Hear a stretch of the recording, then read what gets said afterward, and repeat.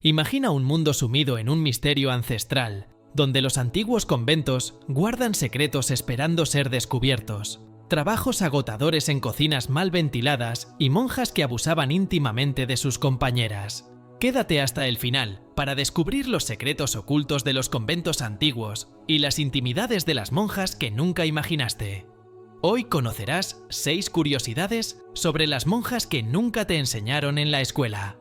Bienvenidos al pasado y presente histórico. Número 1. Benedetta Carlini. Benedetta Carlini fue una monja italiana conocida por sus visiones místicas y profecías.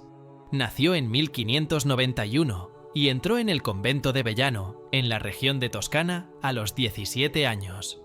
Benedetta destacó rápidamente entre las otras monjas debido a sus visiones místicas y sus relatos de conversaciones con Jesucristo y la Virgen María. He visto a Jesús, ha venido a mí. También ganó fama por sus habilidades como curandera, siendo consultada por personas de la región que buscaban alivio para sus males. Sin embargo, la vida de Benedetta cambió radicalmente cuando se convirtió en abadesa del convento en 1619. Comenzó a tener visiones cada vez más intensas, que la llevaron a creer que era la novia de Cristo y que tenía poderes sobrenaturales. Estas visiones se hicieron más frecuentes y dramáticas, a menudo acompañadas de comportamientos extáticos y declaraciones proféticas que la hacían aún más famosa y controvertida. Benedetta también inició una relación con una novicia llamada Bartolomea, quien se convirtió en su amante y confidente. Las dos mantenían relaciones en secreto bajo el pretexto de estar llevando a cabo actos místicos.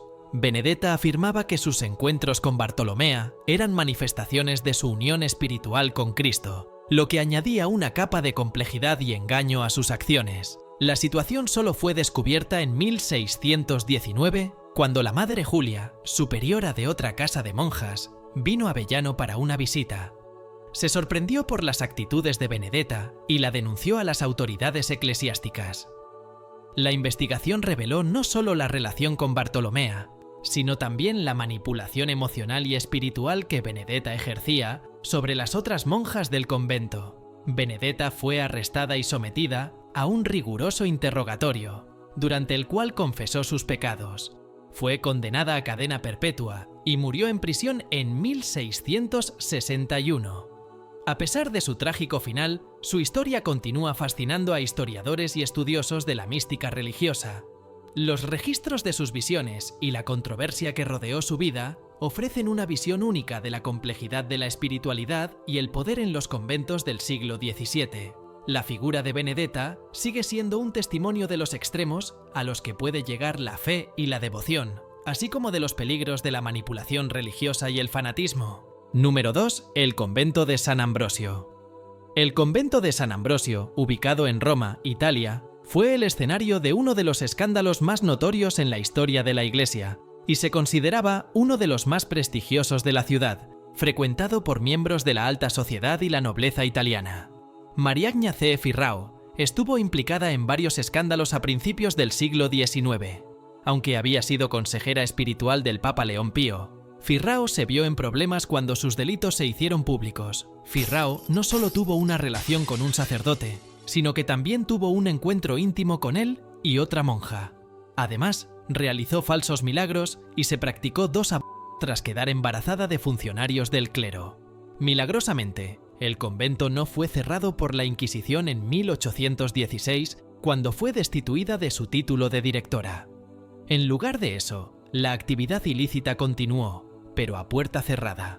María Luisa, otra monja del convento, dormía y mantenía relaciones con sus compañeras de cuarto. También pasaba mucho tiempo con uno de los sacerdotes jesuitas del convento, y cuando se encontraban por la noche, alejaban las sospechas dando motivos de comunión religiosa. De hecho, María Luisa logró llevar al sacerdote a la cama, utilizando cartas falsas supuestamente escritas por la propia Virgen María. Según María, la Virgen le había dicho que escribiera esas cartas sagradas debido a su hermosa caligrafía, y pronto todos en el convento seguían las órdenes sagradas, incluido el sacerdote. Además, el convento se convirtió en un centro de falsificación de reliquias y documentos sagrados, con monjas y sacerdotes implicados en la creación de objetos falsos que luego vendían a peregrinos y devotos. Esta red de corrupción se extendió más allá de los muros del convento, involucrando a altos funcionarios de la Iglesia que protegían y participaban en los beneficios de estas actividades ilícitas. Este escándalo reflejó no solo la decadencia moral dentro del convento, sino también las tensiones y conflictos de poder dentro de la Iglesia católica de la época. Número 3. El convento de Littlemoor Priory. Este convento fue fundado en Oxford, Inglaterra. Como muchos conventos de la época, estaba habitado exclusivamente por monjas que vivían en clausura, dedicando sus vidas a la oración y al servicio de Dios.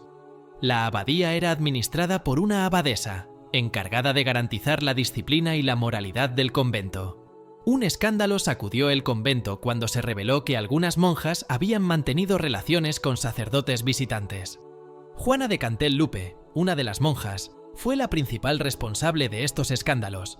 Ella había mantenido relaciones con varios sacerdotes, incluido el padre John de Sestre, un visitante frecuente del convento. Cuando la abadesa Richard de Charlton descubrió los escándalos, inició una investigación. La investigación reveló que varias otras monjas también habían mantenido relaciones con sacerdotes visitantes.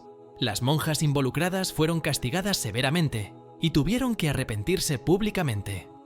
Juana de Cantel-Lupe fue la más severamente castigada. Fue excomulgada por el obispo de Lincoln y tuvo que confesar públicamente sus crímenes, siendo condenada a pasar el resto de su vida en clausura.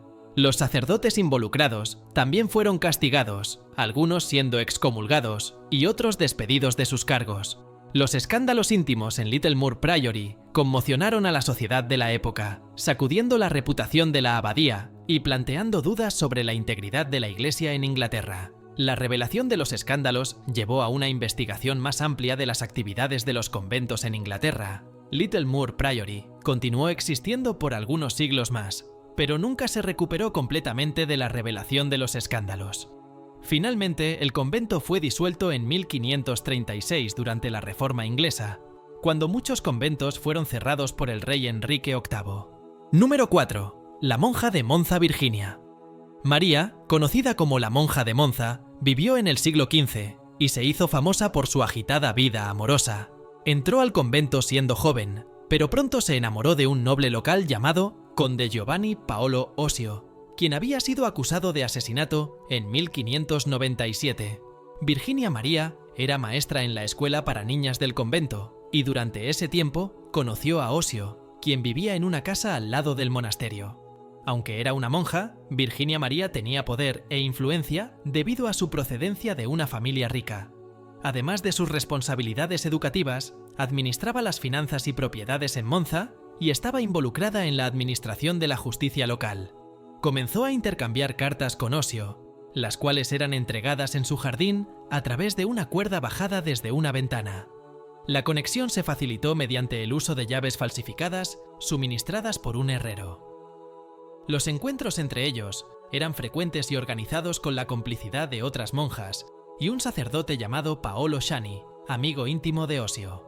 La relación clandestina prosperó en el ambiente cerrado del convento, con Osio utilizando túneles secretos y disfraces para visitar a Virginia María. En 1602, Virginia María dio a luz a un hijo, lo que marcó un punto crítico en su relación, ya que tuvieron que tomar medidas extremas para ocultar el nacimiento y asegurar que el niño no fuera descubierto. La relación con Osio terminó temporalmente después del nacimiento, pero posteriormente se reanudó, aunque los encuentros eran menos frecuentes y más cautelosos.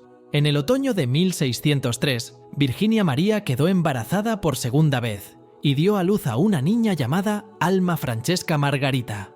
La situación se complicó aún más cuando en 1605 se descubrieron los detalles de la relación secreta y los nacimientos ilegítimos. Las autoridades eclesiásticas y la nobleza local quedaron escandalizadas. Las investigaciones revelaron no solo la relación de Virginia María con Osio, sino también la participación de otras monjas y del sacerdote en encubrimientos y falsedades. La hermana Virginia fue arrestada y enfrentó un juicio por sus acciones. Finalmente, fue condenada a un castigo severo, encarcelamiento en un pequeño cuarto del convento, donde pasó el resto de sus días. Número 5. Monjas marcadas. Algunas monjas en la historia han sido reconocidas por experimentar marcas en sus cuerpos que replican las heridas de Cristo durante la crucifixión, un fenómeno conocido como estigmas.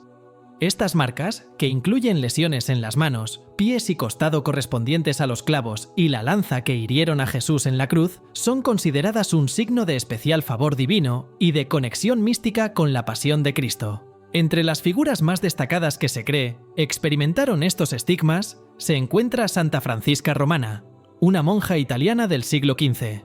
Según los relatos de su vida, Francisca comenzó a experimentar los estigmas después de una visión mística en la que Jesús le mostró las heridas de su crucifixión. Las marcas en sus manos, pies y costado aparecieron repentinamente y causaban gran dolor, pero Francisca las aceptó como un regalo de Dios y una oportunidad para compartir en el sufrimiento de Cristo. Otro ejemplo famoso es el de Santa Catalina de Siena, una monja y mística italiana del siglo XV. Según sus escritos y los relatos de sus contemporáneos, Catalina también experimentó estigmas invisibles que solo ella podía ver y sentir.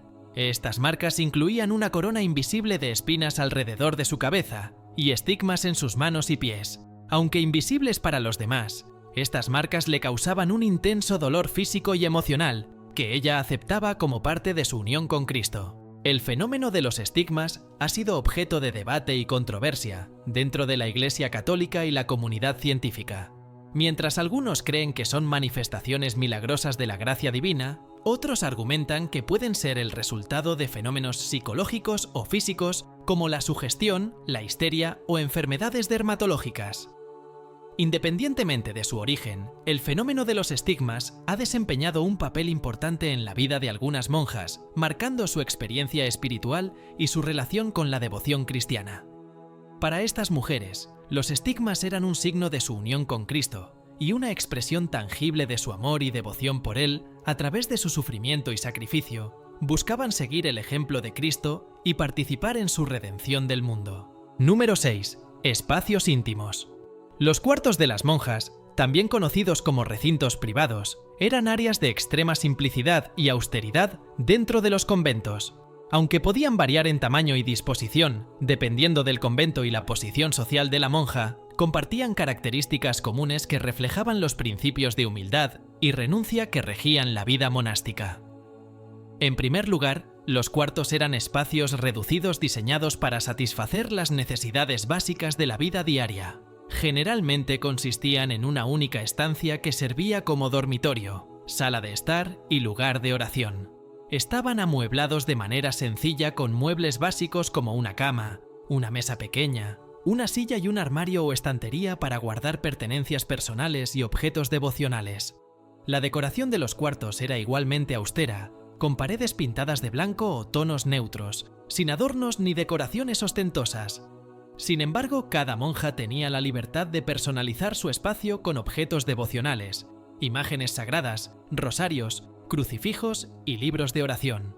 Estos objetos tenían una gran importancia para las monjas, ya que les proporcionaban consuelo espiritual y les recordaban su compromiso con la vida religiosa. A pesar de su sencillez, los cuartos eran lugares de profunda intimidad y reflexión personal para las monjas. Allí podían retirarse del bullicio del convento y dedicarse a la oración, la meditación y la lectura espiritual. Ofrecían un refugio tranquilo, donde las monjas podían encontrarse a sí mismas y con Dios, fortaleciendo su vida interior y su relación con lo divino. Además de servir como espacios de contemplación, los cuartos también eran lugares de descanso y recuperación para las monjas después de largas jornadas de trabajo y oración. Regresaban a sus cuartos para descansar y recargar energías para el día siguiente. La sencillez y la tranquilidad de estas habitaciones proporcionaban un ambiente propicio para el descanso y la renovación física y espiritual. Si el video te gustó, entonces no te puedes perder el video siguiente. Ni Dios perdona sus pecados, el lado oscuro de la vida religiosa. Nos vemos en el siguiente video. Hasta luego.